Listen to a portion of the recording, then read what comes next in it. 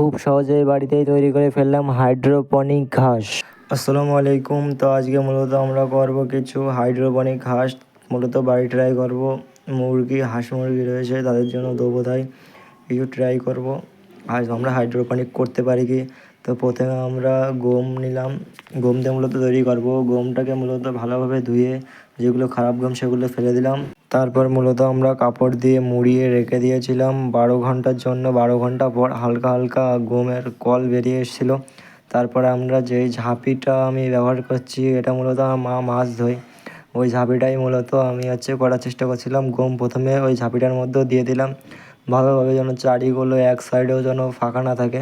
তো ভালোভাবে ধোয়ার পরে আপনারা পানি স্প্রে করে দেবেন। আমি মূলত পানি স্প্রে করে দিয়েছিলাম।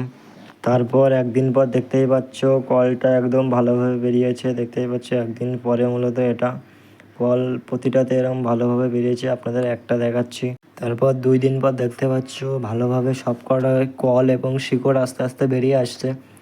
এটা মূলত আমি হালকা করে সকালে এবং সন্ধ্যার বেলায় আমি শুধু করে দিই, পানি স্প্রেটা করলেই মূলত ভালোভাবে কল টল পানি স্প্রে না করলে কিন্তু কল বেরোবে না এবং হাইড্রোপনিকও হবে না।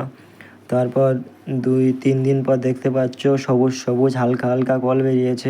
কিন্তু এত কিছু করার পরেও আমি ব্যর্থ, কারণ আমি ওই ঝাঁঝরিটা মূলত সেদ্র ঝাঁঝরিটা নিয়েছিলাম। এটা মূলত সমান ঝাঁঝরি লাগবে, এটাই মূলত আমার ভুল হয়ে গিয়েছে। আর গম যেটা দেখতে পাচ্ছি সেটা আমি পুরো করে দিয়েছি, এই জন্য মূলত হাইড্রোপনিক ঘাস মূলত হয়নি। কিন্তু মাঝখানে দেখতে পাচ্ছ সুন্দরভাবে হালকা পরিমাণে বেরিয়েছে। আপনারা যখন করবেন তখন সমান ঝাঁঝরিটা নেবেন যেন ছিদ্র না থাকে, এবং নিচে একটা ছোট্ট ছিদ্র করে দেবেন যাতে বাড়তি পানিটা বেরিয়ে যায়।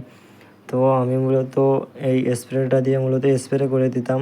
তো যেটা বেরিয়েছে এটা মূলত এখন ছাগলকে আমি দিয়ে দেবো। তো আজকের ভিডিও এই পর্যন্ত। কি ভালো থাকবেন, সুস্থ থাকবেন। আসসালামু আলাইকুম ওয়া রাহমাতুল্লাহ।